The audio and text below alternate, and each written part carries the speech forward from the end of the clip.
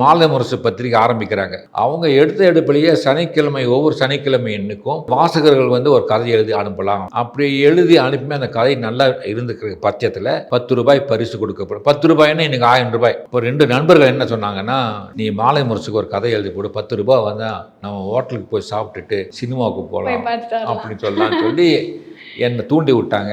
எனக்கும் வீட்டில் பணம் தர மாட்டாங்க, ஹோட்டலில் சாப்பிட்ணுன்னு ஆசை, சினிமா பார்க்கணுன்னு ஆசை.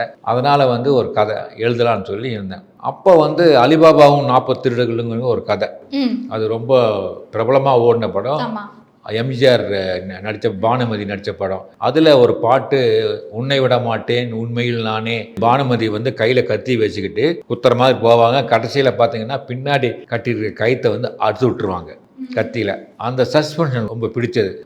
இப்படி ஒரு ட்விஸ்ட் இருக்குது அப்படின்னு சொல்லி அப்போ தியேட்டரே கைத்தட்டோம். இப்போ என்ன பண்ணேன், இதை வச்சு ஒரு கதை எழுதலாமே அப்படின்னு சொல்லிட்டு உன்னை விட மாட்டேன்னு டைட்டில் வச்சு ஒரு கதை எழுதி மாலை முரசுக்கு அனுப்பிச்சி வச்சேன்.